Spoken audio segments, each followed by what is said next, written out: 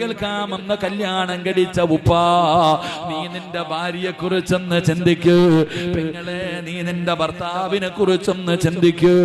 എന്റെ പ്രിയപ്പെട്ടവരെ, ദീനുണ്ടാകണമല്ലോ. അതുകൊണ്ടാണ് നബി തങ്ങൾ പറഞ്ഞത്, തുൻകഹുൽ മർഅതു ലിഅർബഈൻ, 4 കാര്യങ്ങൾ നബി തങ്ങൾ എണ്ണി പറഞ്ഞല്ലോ. ഒന്ന്, മോനെ, പണമല്ല നോക്കേണ്ടത്, സൗന്ദര്യമല്ല നോക്കേണ്ടത്, കുടുംബ മഹിമയല്ല നോക്കേണ്ടത്,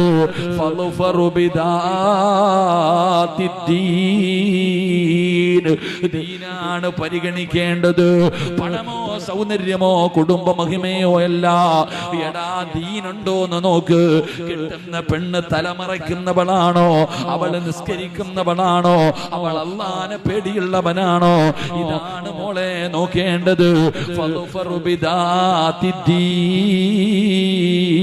ദീനുള്ള പെണ്ണുങ്ങളെ തെരഞ്ഞെടുക്കൂ. അപ്പോഴാണ് നന്നാകുന്നത്, അപ്പോഴാണ് ജീവിതം നന്നാകുന്നത്. കുറ്റപ്പെടുത്തിയതല്ല പെങ്ങളെ, നിങ്ങളെ ഒരിക്കലും കുറ്റപ്പെടുത്തിയതല്ല. എന്തിനാണ് ദീനുള്ള പെണ്ണിനെ തെരഞ്ഞെടുക്കാൻ പറയുന്നത്? അതിന്റെ കാരണം ഞാൻ പറഞ്ഞു തരാ. അതുകൊണ്ട് പെണ്ണ് കെട്ടാനിരിക്കുന്ന ചെറുപ്പക്കാരാ, വാപ്പ പറയും പണം വേണമെന്ന്, ഉമ്മ പറയും പണം വേണമെന്ന്. മോനെ, പണം പരിഗണിക്കല്ലേ, പണം പരിഗണിക്കല്ലേ. പണം കണ്ടിട്ട് പെണ്ണ് കെട്ടല്ലേ.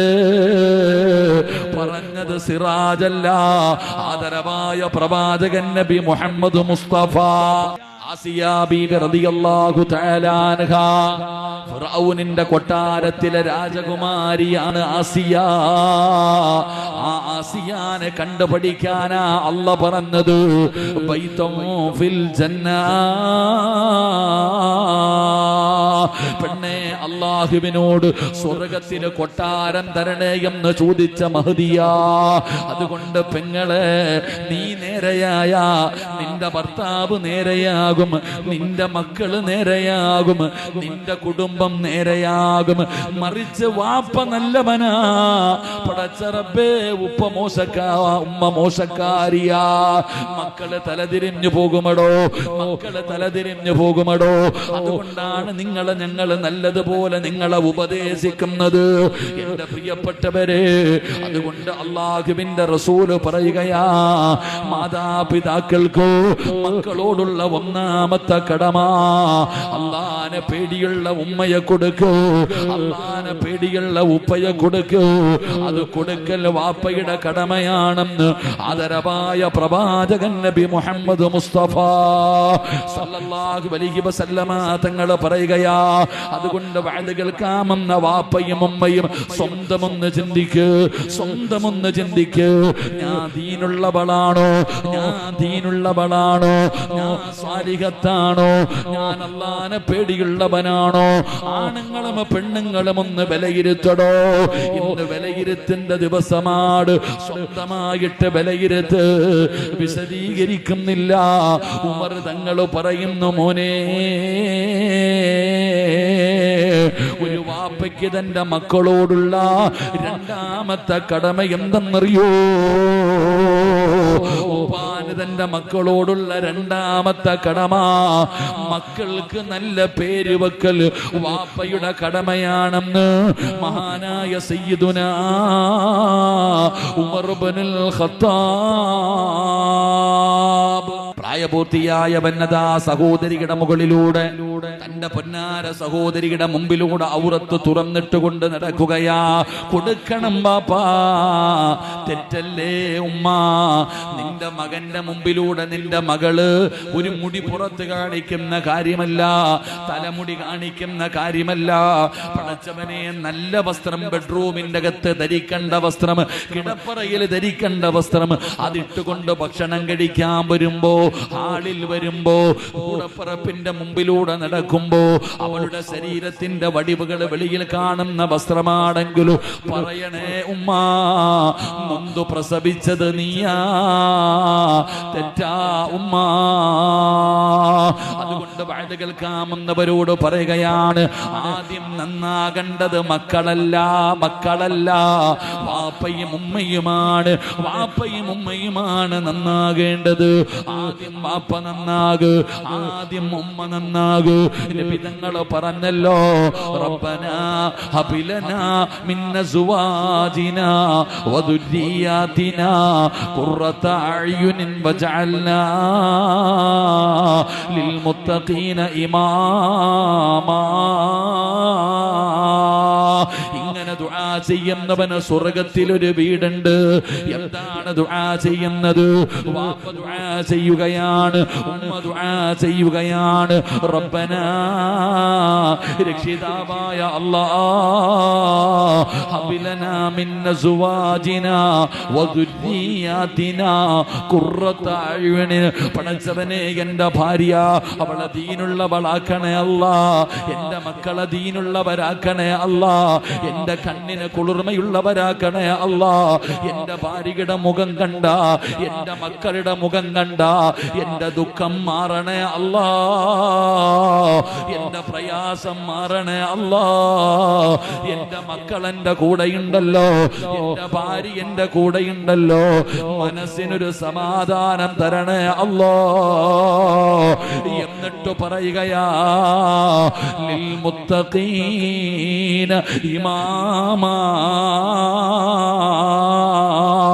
പള്ളിയിലെ ഇമാമാക്കണമെന്നല്ല, പള്ളിയിലെ ഇമാമാക്കണമെന്നല്ല, എൻ്റെ ഭാര്യക്കും എൻ്റെ മക്കൾക്കും മാതൃകയാകുന്ന, അവർക്ക് ഇമാമത്ത് നിൽക്കാൻ അർഹതയുള്ള ഒരു മനുഷ്യനാക്കി എന്നെ മാറ്റണേ അല്ലാ. ഉമ്മാനെ കണ്ടു വേണം മക്കള് പഠിക്കാൻ, വാപ്പയെ കണ്ടു വേണം മക്കള് പഠിക്കാൻ, ഭർത്താവിനെ കണ്ടു വേണം ഭാര്യ പഠിക്കാൻ. മാതൃകയാകടോ, മാതൃകയാക് ഉപ്പാ. അല്ലാഹുവിന്റെ പള്ളിയിൽ നിന്ന് 5 നേരം ഹയ്യ അലസ്സലാ ഹയ്യ അലൽ ഫലാ. അല്ലാഹുവിന്റെ പള്ളിയിൽ നിന്ന് 5 നേരം ബാങ്ക് വിളിക്കുമ്പോ നിസ്കരിക്കാൻ പള്ളിയിൽ പോകുന്നവനാണോ? മക്കളെ വിളിക്കണ്ട, പള്ളിയിൽ പോകാ പറയണ്ട. നിന്നെ കൂടെ നിന്റെ മക്കള് വരും ബാപ്പാ, നിന്നോട് ചോദിക്കും ഞാനും വരട്ടെ, എന്നെ കൊണ്ടുപോകുമോ? എന്തേ ഉപ്പാ അസറിന് പള്ളിയിൽ കണ്ടില്ലല്ലോ? മക്കള് നിന്നോട് ചോദിക്കും ബാപ്പാ. പെങ്ങളെ, പാല് കുടിക്കുന്ന കുഞ്ഞുങ്ങള് നിന്റെ വീട്ടിലുണ്ടല്ലോ, ഉമ്മ നിസ്കരിക്കുമ്പോ പാല് കുടിക്കുന്ന മക്കള് വന്ന് സുജൂദിൽ വീഴുകയാ, ഉമ്മാടെ കൂടെ നിസ്കരിക്കുകയാ, ഉമ്മാടെ കൂടെ നിസ്കരിക്കുകയാണ്. എന്തൊരു മനോഹരമാ പെങ്ങളെ. പടച്ചവനെ ദിക്ർ പറയുമ്പോ മക്കള് കൂടെ വന്നിരുന്ന് ലാ ഇലാഹ ഇല്ലല്ലാഹ് പറയുകയാ. ഖുർആൻ ഓതുമ്പോ മക്കളടുത്ത് വന്നിരിക്കുന്നല്ലോ. ഇത് കണ്ടു വളർന്നാ മതി, നിന്റെ മക്കള് നേരെയാകുമുമ്മ. പക്ഷേ നീ ഖുർആൻ എടുക്കൂല, നീ നിസ്കരിക്കൂല. 24 മണിക്കൂറും മൊബൈലിലാണ്, മക്കളുടെ കയ്യിൽ കൊടുത്തിരിക്കുകയാണ്. നിനക്ക് അല്പനേരം റെസ്റ്റ് കിട്ടാൻ, മക്കള് തിന്നണമെങ്കിൽ മൊബൈല്, ഇല്ലാതെ ഇരിക്കണമെങ്കിൽ മൊബൈല്. പടച്ചവനെ, കുഞ്ഞുമക്കളെ നശിപ്പിക്കുകയാ ഉമ്മ. നിങ്ങൾക്ക് ഈ മൊബൈലിനെ കുറിച്ച് അറിയാനിട്ടാണ്. ഇതൊരു ലഹരിയാ, ഇതൊരു ലഹരിയാ. ഒരുപാട് കുടുംബങ്ങളെ തകർത്തത് മൊബൈലാ, ഒരുപാട് ജീവിതങ്ങളെ തകർത്തത് മൊബൈലാ, ഒരുപാട് പേരെ നശിപ്പിച്ചത് മൊബൈലാ. മറക്കല്ലേ. അതുകൊണ്ട് ഉപ്പയും ഉമ്മയും നേരെയാക്, നിങ്ങൾ നല്ലവരാക്, നിങ്ങൾ നിസ്കരിക്ക്, നിങ്ങൾ ഖുർആൻ ഓത്, നിങ്ങൾ ദിക്ർ പറ, നിങ്ങൾ ഒരുമിച്ചിരുന്ന് ദുആ ചെയ്യൂ. വാപ്പാ, നീ നിന്റെ മക്കളെയും ഭാര്യയെയും വിളിച്ചിരുത്ത്, ഒരുമിച്ചിരുന്ന് ഖുർആൻ ഓത്, എന്നിട്ട് നീ ദുആ ചെയ്യ്. അല്ലാഹുവേ, എൻ്റെ മക്കളെ നന്നാക്കണേ അല്ലാ, എന്നെ നാണം കെടുത്തുന്ന മക്കളാക്കല്ല അല്ലാ. നീ ആത്മാർത്ഥമായിട്ട് ദുആ ചെയ്യ്. കൂടെ പഠിക്കുന്നവന് പറയുന്ന കഞ്ചാവടിക്കടാ, അവൻ അല്ലാഹനെ ഓർത്തില്ലെങ്കിലും നിന്നെ ഓർക്കും ബാപ്പാ. നീ കരഞ്ഞുകൊണ്ട് ദുആ ചെയ്യുന്നവനാണോ? മക്കളെ കൂടെ ഇരുത്തി ദുആ ചെയ്യിപ്പിക്കുന്നവനാണെങ്കിൽ കൂടെ പഠിക്കുന്ന മക്കള് കഞ്ചാവ് കൊടുത്തിട്ട് പറഞ്ഞു അടിക്കാൻ, അവൻ ചിന്തിക്കുന്നത് എന്തെന്നറിയോ? എന്റെ ഉപ്പയെങ്ങാനും ഇതറിഞ്ഞാ മരിച്ചു പോകുമല്ലോ. എനിക്ക് വേണ്ടി ദുആ ചെയ്യുന്ന ഉപ്പ മംഗലാപുരത്ത് പഠിക്കാൻ പോകുമ്പോ, കറങ്ങാൻ അവസരം കിട്ടുമ്പോ, അല്ലാഹുവേ ഇതെങ്ങാനും എന്റെ ഉമ്മച്ചി അറിഞ്ഞാല്, എന്നെ പൊന്നുപോലെ എനിക്ക് വേണ്ടി ജീവിക്കുന്ന എന്റെ വാപ്പയെങ്ങാണ് ഇതറിഞ്ഞ, പടച്ചവനെ എന്റെ ഉപ്പ മരിച്ചു പോകുമല്ലോ അല്ലാ. എന്നിൽ വലിയ പ്രതീക്ഷയാണല്ലോ. ചതിക്കാൻ തോന്നില്ല പെങ്ങളെ, വഞ്ചിക്കാൻ തോന്നില്ല പെങ്ങളെ. മോനെ ദുആ ചെയ്യടോ, കുടുംബസമേതം ഇരുന്ന് ദുആ ചെയ്യ്, കുടുംബസമേതം ഇരുന്ന് നന്മ ചെയ്യ്. ഇത് കണ്ടുവേണം മക്കള് വളരാ. നീ ആദ്യം ഫർദ് ധരിക്ക്, നീ മൗറത്ത് മറക്ക്, എന്നിട്ട് നിർബന്ധമായി നിന്റെ മക്കളെ കൊണ്ട് മറപ്പിക്ക്. നീ ഫർദയും ഹിജാബും, മോള് ജീൻസും പാന്റും. എന്ത് ദീൻ! അല്ലാഹു ഈമാൻ നൽകുമാറാകട്ടെ. ഉറക്കെ പറ, ഈമാൻ നൽകുമാറാകട്ടെ. അമ്പം മക്കള് ചെന്നിട്ട് ഉമ്മ ഉപദേശിക്കുമ്പോ മോള് ചോദിക്കും, ഉമ്മ വയതിന് പോകുമ്പോഴല്ലേ ഇത് ധരിക്കൂ, കല്യാണത്തിന് പോകുമ്പോ ഇത് മാറ്റുമല്ലോ. അല്ലാഹു ഈമാൻ തരുമാറാകട്ടെ. ഇതാ നമ്മുടെ ദീൻ, ഇതാണ് നമ്മുടെ ദീൻ. അതുകൊണ്ട് എന്റെ പ്രിയപ്പെട്ട സഹോദരങ്ങളെ, ഒരു വാപ്പയ്ക്ക് തന്റെ മക്കളോടുള്ള മൂന്നാമത്തെ കടമ മക്കൾക്ക് അദബ് പഠിപ്പിച്ചു കൊടുക്കണം. അല്ലാഹു ഭാഗ്യം തരുമാറാകട്ടെ, അല്ലാഹു ഭാഗ്യം തരുമാറാകട്ടെ. എന്റെ പ്രിയപ്പെട്ട സഹോദരങ്ങളെ, ഇനി നിങ്ങൾക്ക് ഉസ്താദെ കണ്ണുനീര് കുടിക്കുന്ന ഒരുപാട് പേർ, മക്കള് കാരണം കണ്ണുനീര് കുടിക്കുന്നവർ, ഭാര്യ കാരണം കണ്ണുനീര് കുടിക്കുന്നവർ, ഭർത്താവ് കാരണം കണ്ണുനീര് കുടിക്കുന്നവർ, എങ്ങനെയാണ് നിങ്ങളുടെ പ്രശ്നങ്ങൾക്ക് പരിഹാരം? എങ്ങനെ നന്നാവുക? എങ്ങനെയാണ് മക്കളെ വളർത്തേണ്ടത്? എങ്ങനെയാണ് മക്കളെ വളർത്തേണ്ടത്? ഞാൻ പറഞ്ഞു തരാം മക്കളെ വളർത്തേണ്ടത് എങ്ങനെയാണെന്ന്. ഒരു ഉപ്പ വളർത്തിയല്ലോ, ഒരു ഉപ്പ ഒരു മകളെ വളർത്തിയല്ലോ. ഒരു ഉപ്പ എങ്ങനെയാണ് തന്റെ മകളെ വളർത്തിയതെന്ന് ഞാൻ കാണിച്ചു തരാ, ഞാൻ നിങ്ങൾക്ക് പറഞ്ഞു തരാ. ഉമ്മമാര് വളർത്തിയ ഒരുപാട് മക്കളുടെ ചരിത്രമുണ്ടല്ലോ. എന്നാ ഉപ്പ വളർത്തിയ ഒരു മകളെ പറഞ്ഞു തരാ. പ്രിയപ്പെട്ട മുസ്ലിമേ, ആരാ പറഞ്ഞത് വളർത്താൻ പറ്റില്ലെന്ന്? ഉമ്മമാരുടെ കഥയല്ല, ഉമ്മമാര് വളർത്തിയ മക്കളുടെ കഥയല്ല, ഒരു വാപ്പ വളർത്തിയ മകളുടെ ചരിത്രം പഠിക്കാ. എങ്ങനെയാണ് മക്കളെ വളർത്തേണ്ടത്? എങ്ങനെയാണ് മക്കളെ വളർത്തേണ്ടത്? പരസ്പരം തല്ലിയിട്ട് കാര്യമില്ല. ഇന്ന് വീടിനകത്ത് തല്ലാടോ, ഭാര്യയും ഭർത്താവും കണ്ടാ കീരിയും പാമ്പിനെ പോലെയാണ്. മക്കള് നോക്കുമ്പോ ഉമ്മയും വാപ്പയും എപ്പോഴും വഴക്കാണ്, എപ്പോഴും ബഹളമാണ്. മക്കള് കണ്ട് സങ്കടപ്പെടുകയാണ്, അവര് വഴിതെറ്റാൻ അത് കാരണമാവുകയാണ്. പടച്ചവനെ ഇന്ന് സമാധാനമില്ലല്ലോ. എല്ലാരും പറയുന്ന ഒരു വിഷയം, സമാധാനമില്ല, സമാധാനമില്ല, സമാധാനമില്ല. പൈസ കൊടുത്താ കിട്ടുന്നതല്ല, അധികാരം കൊണ്ട് കിട്ടുന്നതല്ല, സൗന്ദര്യം കൊണ്ട് കിട്ടുന്നതല്ല. സമാധാനം വേണോ? സമാധാനമുള്ള ജീവിതം വേണോ?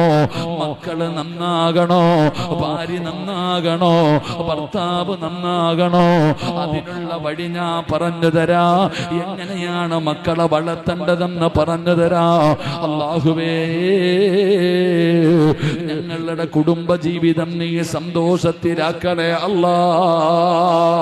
മക്കളെ വളർത്തേണ്ടത് എങ്ങനെയെന്നറിയോ? യാസീൻ എന്ന് പറയുന്ന സൂറത്തോതുമല്ലോ. വഅസ്വാജുഹും ഫീ ളിലാലിൻ അലൽ ലറായികി മുത്തഖിഊൻ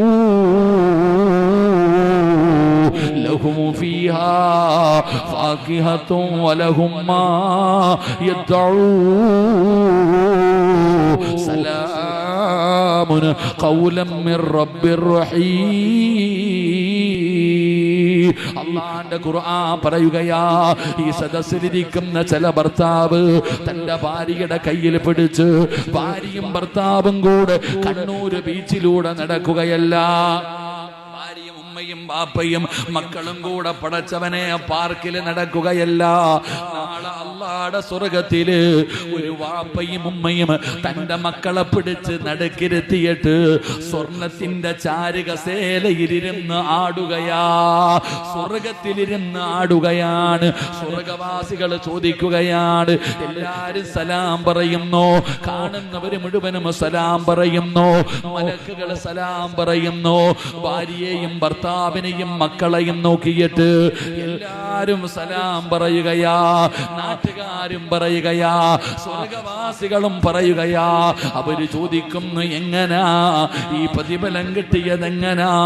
നിങ്ങൾ ഇവിടെയും ഒരുമിച്ചാണല്ലോ. അല്ലാഹുവേ, സ്വർഗത്തിലും ഒരുമിച്ച് കൂടുന്ന കുടുംബമാക്കണേ അല്ലാ. അല്ലാഹുവിന്റെ റസൂലിന് 25 വയസ്സ്, ഖദീജ ബീവിക്ക് 40 വയസ്സ്. 40 വയസ്സുള്ള ഖദീജ ബീവിയെ 25 വയസ്സുകാരനായ നബി തങ്ങളെ വിവാഹം കഴിക്കുകയാണ്. റബ്ബേ,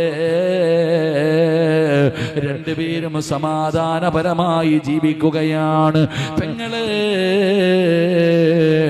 അതാ ഖദീജയും നബി തങ്ങളും 25 വർഷമാണ് ജീവിച്ചത്.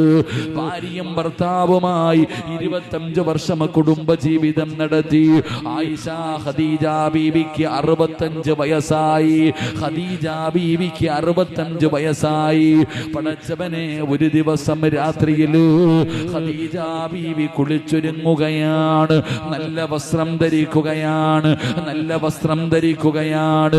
എന്നിട്ട് വീടിന്റെ വാതിലിൽ ഇങ്ങനെ നിൽക്കുകയാണ്. അല്ലാഹുവിന്റെ റസൂൽ കടന്നു വരികയാ. ഖദീജ ബീവിക്ക് 65 വയസ്സുള്ളപ്പോ വീടിന്റെ മുമ്പിൽ കുളിച്ചൊരുങ്ങിയിട്ട് ഇങ്ങനെ നിൽക്കുകയാണ്. നബി തങ്ങൾ കടന്നു വന്നു. ചിരിക്കുന്ന മുഖത്തോടെ സ്വീകരിച്ചു. അല്ലാഹുവിന്റെ റസൂലിന് കഴിക്കാൻ ഭക്ഷണം കൊടുത്തു. ഖദീജ ബീവി റളിയല്ലാഹു തആല അൻഹാ, പടച്ചവനെ, നബി തങ്ങൾ ഭക്ഷണം കഴിച്ചു കഴിഞ്ഞപ്പോ അല്ലാഹുവിന്റെ പ്രവാചകനോട് ചോദിക്കുന്നു, യാ റസൂലല്ലാഹ്, അല്ലാഹുവിന്റെ നബിയേ, ഞാൻ മടിയിലൊന്ന് കിടക്കട്ടെ നബിയേ, മടിയിലൊന്ന് കിടക്കട്ടെ നബിയേ. അല്ലാഹുവിന്റെ റസൂലിന്റെ മടിത്തട്ടിൽ കിടക്കാൻ അനുവാദം ചോദിച്ചു. നബി തങ്ങൾ സമ്മതിച്ചു. ഖദീജ ബീബി അല്ലാഹുവിന്റെ റസൂലിന്റെ മടിയിൽ തലവെച്ച് കിടക്കുകയാ. എന്നിട്ട് നബി തങ്ങളുടെ മുഖത്ത് നോക്കുകയാണ്. ഖദീജ ചിരിക്കുന്നുണ്ട്. അല്ലാഹുവിന്റെ റസൂൽ ചോദിക്കുന്നു, ഖദീജ, എന്തേ നീ ഇങ്ങനെ നോക്കുന്നത്? എന്നെ നോക്കുന്നത് എന്തേ ഖദീജ? യാ റസൂലല്ലാഹ്, എന്തൊരു ഗ്ലാമറാ നബിയേ, എന്തൊരു സൗന്ദര്യമാ നബിയേ. ഖദീജ 25 കൊല്ലം കൊണ്ട് കാണുന്നതല്ലേ ഖദീജ. പെങ്ങളെ, സദസ്സിലിരിക്കുന്ന വാപ്പമാരോട് പറയുകയാ, പ്രായം ചെന്നാ ഒരുമിച്ച് കിടക്കാറില്ല. 40ഉം 50ഉം വയസ്സ് കഴിഞ്ഞ വാപ്പ ഒരു റൂമിലാ, ഉമ്മ ഒരു റൂമിലാ. ഒരുമിച്ച് കിടക്കാറില്ലല്ലോ. എന്തേ ഉമ്മ ഒരുമിച്ച് കിടക്കാത്തതിന്റെ കാരണം എന്തേ ഉമ്മ? വയസ്സാം കാലത്തല്ലേ ഒരുമിച്ച് കിടക്കേണ്ടത്? വയസ്സാം കാലത്തല്ലേ, ഈ പ്രായമാകുമ്പോഴല്ലേ താങ്ങാകേണ്ടത്, അല്ലാതെ വേറെ ഒന്നുമല്ലല്ലോ. പടച്ചവനെ, വികാരത്തിന് വേണ്ടി മാത്രമല്ല വിവാഹം കഴിക്കുന്നത്. ഭാര്യയും ഭർത്താവും ഒരുമിച്ച് കിടക്കണം. അല്ലാഹുവിന്റെ റസൂലിന്റെ മുഖത്ത് നോക്കിയിട്ട് ഖദീജ ബീബി പറയുന്നു, നബിയേ, എന്തൊരു സൗന്ദര്യമാണ് നബിയേ. എന്നിട്ട് ഖദീജ ബീബി പറയുകയാ, യാ റസൂലല്ലാഹ്, ഖദീജ ബീബിയുടെ കണ്ണ് നിറയുകയാണ്. എന്തിനാ ഖദീജ? എന്തു പറ്റി ഖദീജ? യാ റസൂലല്ലാഹ്, നമ്മൾ രണ്ടുപേരും ഒരുമിച്ച് ജീവിക്കാൻ തുടങ്ങിയിട്ട് 25 കൊല്ലമായി നബിയേ. എന്റെ മരണമടുത്തു നബിയേ, ഞാൻ അങ്ങയുടെ മനസ്സിന് വേദനയുണ്ടാക്കുന്ന എന്തെങ്കിലും പറഞ്ഞു പോയിട്ടുണ്ടെങ്കിൽ എനിക്ക് പൊരുത്തപ്പെട്ട് തരണേ യാ റസൂലല്ലാഹ്. നബി തങ്ങളുടെ കയ്യിൽ പിടിച്ചിട്ട് ഖദീജ ബീവി റളിയല്ലാഹു തആല അൻഹ അവിടുന്ന് പൊരുത്തം ചോദിക്കുമ്പോ നബി തങ്ങൾ കരയുകയാ. പൊരുത്തം ചോദിക്കല്ലേ ഖദീജ, വാപൊത്തി പിടിക്കുകയാ നബി തങ്ങൾ. എന്തേ പടച്ചവനെ, എന്തേ കാരണമെന്നറിയോ? നബിതങ്ങൾക്ക് പരാതിയില്ല, നബിതങ്ങൾക്ക് പരാതിയില്ല. നിനക്കറിയുമോ ഖദീജ ആരാണെന്ന്? ഖദീജ ആരാണെന്നറിയോ? ഖിയാമത്ത് നാൾ വരെയുള്ള ഒരു പെണ്ണിനും ഖദീജയ്ക്ക് കിട്ടുന്ന പ്രതിഫലം കിട്ടൂല. ഇനി ലോകത്ത് ഒരു പെണ്ണിനും ഖദീജ ബീവിക്ക് അല്ലാഹു കൊടുക്കുന്ന പദവി കിട്ടൂല. കാരണം എന്തെന്നറിയോ? ഖദീജ ബീവിക്ക് സ്വർഗത്തിലൊരു വീടുണ്ട് പെങ്ങളെ. ആരും ശല്യം ചെയ്യാത്ത ഒരു ഭാഗത്ത് ഒറ്റ മുത്തിൽ പണിത ഒരു വീട്. എന്തിനാ അല്ല കൊടുത്തതെന്നറിയോ? എന്തിനാ അല്ല കൊടുത്തതെന്നറിയോ? നബിതങ്ങളെക്കാൾ 15 വയസ്സ് കൂടുതലാണ് ഖദീജ ബീവിക്ക്. ആ ഖദീജ ബീവി 25 കൊല്ലം നബിതങ്ങളുടെ കൂടെ ജീവിച്ചിട്ട് സുബ്ഹാനല്ലാഹ് ഒരിക്കൽ പോലും നബിതങ്ങളുടെ മുമ്പിൽ ശബ്ദമുയർത്തിയിട്ടില്ല. അല്ലാഹുവിന്റെ റസൂൽ എന്ന ഭർത്താവിന്റെ മുമ്പിൽ 25 വർഷം ഒരിക്കൽ പോലും നബിതങ്ങളുടെ മുമ്പിൽ ഖദീജ ബീവി ശബ്ദമുയർത്തി സംസാരിച്ചിട്ടില്ല. ഇതിനല്ല കൊടുക്കുന്ന പ്രതിഫലമാ, ഇതിനല്ല കൊടുക്കുന്ന പ്രതിഫലമാ. നിന്റെ ഭർത്താവ് പറയുന്നത് നിന്റെ നാവിന് നീളം കൂടുതലെന്നാണ്. എന്തൊക്കെയാ പറയുന്നത്? എന്തൊക്കെയാ പറയുന്നത്? അല്ലാഹുവിന്റെ റസൂൽ ഖദീജ ബീവിയുടെ വാപുത്തി പിടിച്ചിട്ട് പറയുകയാ, പറയല്ലേ, പൊരുത്തം ചോദിക്കല്ലേ. പിരിയുകയാണോ ഖദീജ? പിരിയുകയാണോ ഖദീജ? അല്ലാഹുവിന്റെ റസൂലിനോട് പറയുകയാ, നബിയേ പൊരുത്തം തരണേ നബിയേ. അല്ലാഹുവിന്റെ റസൂല് പറഞ്ഞു, പരാതിയില്ല, എനിക്ക് നിന്നെ കുറിച്ചൊരു പരാതിയുമില്ല. ചാടി എഴുന്നേൽക്കുകയാണ് 65 വയസ്സുള്ള ഖദീജ ബീവി റളിയല്ലാഹു തആല അൻഹാ. നബിതങ്ങളുടെ മുമ്പിലേക്ക് ചാടി എഴുന്നേൽക്കുകയാണ്. കെട്ടിപ്പിടിച്ച് ചുംബനം കൊടുക്കുകയാണ്. അല്ലാഹുവിന്റെ റസൂലിന് ചുംബനം കൊടുത്തു. എന്നിട്ട് ചെവിയിൽ ഒരു രഹസ്യം ചോദിക്കുകയാ, യാ റസൂലല്ലാഹ്, 3 ആഗ്രഹമുണ്ട്, 3 ആഗ്രഹമുണ്ട്, സാധിപ്പിച്ച് തരുമോ യാ റസൂലല്ലാഹ്? നബിതങ്ങളോട് 3 ആഗ്രഹം പറയുകയാ. ഒന്നാമത്തെ ആഗ്രഹം എന്തെന്നറിയോ? നബിയേ, ഞാൻ മരിച്ചാ എന്റെ മയ്യത്ത് നിങ്ങൾ കുളിപ്പിക്കണം നബിയേ. ആരും എന്റെ ജനാസ കുളിപ്പിക്കരുത്, നിങ്ങൾ വേണം കുളിപ്പിക്കാൻ. വേറെ ഒരാളും എന്റെ ശരീരം കാണുന്നത് എനിക്കിഷ്ടമല്ല. വേറെ ഒരാളും എന്റെ ശരീരം കാണുന്നത് എനിക്കിഷ്ടമല്ല നബിയേ. കുളിപ്പിക്കുമോ നബിയേ? കുളിപ്പിക്കുമോ നബിയേ? നബി തങ്ങളെ സമ്മതിക്കുകയാണ്. രണ്ടാമത്തെ ആഗ്രഹം എന്തെന്നറിയോ? യാ റസൂലല്ലാഹ്, അങ്ങ് പുതയ്ക്കുന്ന പുതപ്പുണ്ടല്ലോ, ഷാളുണ്ടല്ലോ, അല്ലാഹുവിന്റെ റസൂല് എപ്പോഴും പുതയ്ക്കുന്ന ഷാള്, നബിയേ കഫം തുണിക്കകത്ത് വെക്കുമോ നബിയേ? നിങ്ങളില്ലാതെ പറ്റൂല. ഖിയാമത്ത് നാൾ വരെ ഖബറിനകത്ത് കിടക്കേണ്ടതാണ്. എനിക്ക് നിങ്ങളുടെ സുഗന്ധം വേണം നബിയേ. നിങ്ങളില്ലാതെ എനിക്ക് ഉറങ്ങാൻ പറ്റൂല. നിങ്ങളില്ലാതെ ഖബറിനകത്ത് കിടക്കാൻ പറ്റൂല. അതുകൊണ്ട് അങ്ങയുടെ ചുമലിൽ കിടക്കുന്ന ഷാള് എന്റെ കഫം തുണിക്കകത്ത് വെക്കണം നബിയേ. അല്ലാഹുവിന്റെ റസൂല് സമ്മതിക്കുകയാ. മൂന്നാമത് പറയുകയാ, എന്റെ ഖബറിനകത്ത് ഇറങ്ങണേ നബിയേ. നിങ്ങൾ വേണം എന്റെ ജനാസ ഇറക്കി വെക്കാൻ. നിങ്ങൾ വേണം എന്റെ ജനാസ ഇറക്കി വെക്കാൻ. നിങ്ങളുടെ കൈ കൊണ്ട് വേണം മണ്ണ് വാരി വെക്കാൻ. അല്ലാഹുവിന്റെ റസൂൽ അവിടുന്ന് സമ്മതിക്കുകയാണ്. നബി തങ്ങളോട് പറയുകയാ, എന്റെ ഫാത്തിമാനെ നോക്കണേ നബിയേ. ഉമ്മ കൂടെ വേണ്ട സമയ സമയമാ, ഉമ്മ കൂടെ വേണ്ട സമയമാ. എന്റെ പൊന്നുമോളെ തല്ലല്ലേ, എന്റെ പൊന്നുമോളെ വേദനിപ്പിക്കല്ലേ. ഫാത്തിമ ബീവിയെ കുറിച്ച് ഖദീജ ബീവി പറയുകയാ. ഖദീജ ബീബി റളിയല്ലാഹു തആല അൻഹ അവിടുന്ന് മരണപ്പെടുകയാണ്. അല്ലാഹുവിന്റെ റസൂലാ മയ്യത്ത് കുളിപ്പിച്ചത് നബി തങ്ങളാണ്. ഖദീജ ബീബി റളിയല്ലാഹു തആല അൻഹയുടെ ജനാസ കുളിപ്പിച്ചത്. അവിടുന്ന് കഫൻ പൊതിയുമ്പോ ചുമലിൽ കിടന്ന ഷാളെടുത്ത് ചുംബിക്കുകയാ. ഖദീജയുടെ കഫൻ തുണിക്കകത്ത് വെച്ച് പൊതിയുകയാ. പടച്ചവനെ, ജനാസ കൊണ്ടുപോയി ഖബറിലേക്ക് നബി തങ്ങൾ ഇറങ്ങി. തന്റെ പ്രിയപ്പെട്ട ഭാര്യയുടെ ഖബറിനകത്ത് ഇറങ്ങിയിട്ട് അവിടത്തെ ജനാസ താങ്ങിയിറക്കുകയാണ്.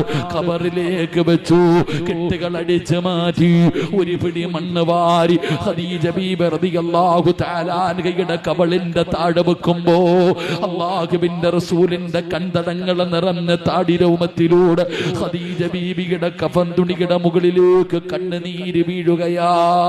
പടച്ചവരേ, ഖദീജ ബീബി അവിടുന്ന് ലോകത്തോട് യാത്ര പറയുകയാ. ഫാത്തിമയുടെ ഉമ്മയാ, ഫാത്തിമ ബീബിയുടെ ഉമ്മയാ. ഇത് കണ്ടാണ് ഫാത്തിമ വളർന്നത്, ഇത് കണ്ടാണ് ഫാത്തിമ വളർന്നത്. പടച്ചവരേ, ഇനി വാപ്പയായ നബി മുഹമ്മദ് മുസ്തഫ സല്ലല്ലാഹു അലൈഹി വസല്ലമ തങ്ങള് 63ാമത്തെ വയസ്സിൽ നബി തങ്ങള് രോഗം പിടിച്ച് കിടക്കുകയാണ്. അല്ലാഹുവിന്റെ റസൂൽ രോഗം പിടിച്ച് കിടക്കുമ്പോ അലിയാര് തങ്ങളോട് അനുവാദം ചോദിച്ചു. ഫാത്തിമ ബീബി വാപ്പയെ കാണാൻ പോകുകയാണ്. ഖദീജ ദാ ഫാത്തിമ ബീബി നബി തങ്ങളെ കാണാൻ വേണ്ടി വീട്ടിലേക്ക് ഓടി വരുമ്പോ അല്ലാഹുവിന്റെ റസൂലിന് എഴുന്നേക്കാൻ വയ്യ, രോഗം പിടിച്ച് കിടക്കുകയാ. അല്ലാഹുവിന്റെ റസൂൽ എന്ന് പറഞ്ഞ ഫാത്തിമ ബീബി വന്ന, ഫാത്തിമ ബീബി വന്ന നബി തങ്ങൾ എഴുന്നേറ്റ് നിൽക്കും. ബാപ്പാ, അല്ലാഹുവിന്റെ റസൂല് ഫാത്തിമ പെൺകുട്ടികളെ അങ്ങനെയാടോ? അല്ലാഹുവിന്റെ റസൂല് പെൺമകളെ വളർത്തിയത് അങ്ങനെയാ. ഫാത്തിമ ബീബി വരുമ്പോ നബി തങ്ങൾ എഴുന്നേക്ക് നിൽക്കും. ബാപ്പാ, ഫാത്തിമ ബീവിയുടെ നെറ്റിത്തടത്തിൽ ഉമ്മ വെക്കുമായിരുന്നു. പടച്ചവരെ, വാപ്പമാരോട് ചോദിക്കട്ടെ, നിന്റെ പെൺമക്കളെ നീ ചുംബിക്കാറുണ്ടോ? കല്യാണം കഴിച്ച വിട്ട മക്കളാണെങ്കിലും നിന്റെ മകളല്ലേ, നിന്റെ മകളല്ലേ?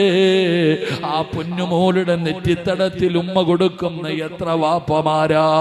അല്ലാഹുവിന്റെ റസൂൽ അവിടുന്ന് ചുംബിച്ചു. ഫാത്തിമ ബീബി കരയുകയാ, ഫാത്തിമ ബീബി കരയുകയാ. വാപ്പയുടെ അവസ്ഥ കണ്ടിട്ട് കരയുകയാ. അല്ലാഹുവിന്റെ റസൂൽ അടുത്ത് വിളിച്ചു. എന്നിട്ട് പറഞ്ഞു, ഫാത്തിമ,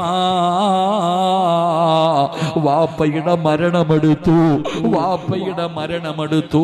ഫാത്തിമ ബീബി കരയുകയാണ്. തന്റെ ഉപ്പ മരണപ്പെടാ പോകുന്നു എന്ന് പറയുമ്പോ ഫാത്തിമ വല്ലാതെ കരയുകയാണ്. വാ മോളെ ഫാത്തിമ, വാ മോളെ ഫാത്തിമ.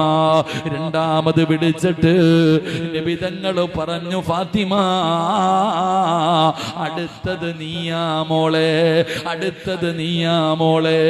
മരണം പറഞ്ഞപ്പ ചിരിച്ചടോ ഫാത്തിമ. ലോകത്ത് മരണം പറഞ്ഞപ്പോ ചിരിച്ചവളാണ് ഫാത്തിമ. റസൂലുള്ളാഹി തങ്ങൾ മരണം പറഞ്ഞു. ഫാത്തിമ ബീബി അടുത്തിരിക്കുകയാണ്. നബി തങ്ങൾ വഫാത്താവുകയാണ്. അതാ ഫാത്തിമ ബീബിയുടെ മുമ്പില് ആയിഷ എന്ന ഭാര്യയുടെ മടിത്തട്ടില് അല്ലാഹുവിന്റെ പ്രവാചകൻ ആയിഷ ബീബി റളിയല്ലാഹു തആല അൻഹയുടെ മടിത്തട്ടിൽ കിടന്ന്, പടച്ചവനെ, ആയിഷ ബീബിയുടെ നെഞ്ചത്ത് കിടന്നിട്ടാ റസൂലുള്ളാഹി വഫാത്താകുന്നത്. ഭാര്യയുടെ നെഞ്ചത്ത് കിടന്നിട്ട് അല്ലാഹുവിന്റെ റസൂൽ യാത്രയാവുകയാണ്. വാപ്പ മരിക്കുന്നതും മകളായ ഫാത്തിമ കണ്ടു. ഈ വാപ്പയുടെയും ഉമ്മയുടെയും മകളായ മഹദി ഫാത്തിമ, ഫാത്തിമ ബീബി റളിയല്ലാഹു തആല അൻഹ നിന്നെ പോലെ 40 കൊല്ലമൊന്നും ജീവിച്ചില്ല. 40 വർഷമൊന്നും ഫാത്തിമ ബീബി ജീവിച്ചില്ല. 29ാമത്തെ വയസ്സ്, 29 കൊല്ലമേ ജീവിച്ചുള്ളൂ. 29ാമത്തെ വയസ്സിൽ ഫാത്തിമ ബീബി കുളിച്ച് റെഡിയായി നിൽക്കുകയാണ്. അലിയാര് തങ്ങള് വരുന്നുണ്ട്. ഉമ്മ നിന്നതുപോലെ, ഖദീജ ബീബി എന്ന ഉമ്മ നിന്നതുപോലെ ഫാത്തിമയും ഒരുങ്ങി നിൽക്കുകയാ. അലിയാര് തങ്ങള് വന്നു. ഫാത്തിമ ബീബി റളിയല്ലാഹു തആല അൻഹ ചിരിക്കുന്ന മുഖത്തോടെ സ്വീകരിച്ചു. കഴിക്കാൻ ഭക്ഷണം കൊടുത്തു. അലിയാര് തങ്ങളുടെ മടിത്തട്ടിൽ കിടക്കുകയോ, അലിയാര് തങ്ങളുടെ മടിത്തട്ടിൽ കിടക്കുകയാ. അവിടെ നിന്ന് പൊരുത്തം ചോദിക്കുകയാണ്. അലിയേ, പോകാ സമയമായി അലിയേ, എന്റെ മരണമെടുത്തു അലിയേ. അലിയാര് തങ്ങളോട് യാത്ര പറയുകയാ. അലിയാര് തങ്ങള് കരയുകയാണ്. എന്തേ ഫാത്തിമ, എന്തേ നീ പറയുന്നത് ഫാത്തിമ? എന്നെ ഒറ്റയ്ക്കാക്കിയിട്ട് പോകുകയാണോ ഫാത്തിമ? 29ാമത്തെ വയസ്സിൽ ഫാത്തിമ ബീബി യാത്ര പറയുകയാണ്.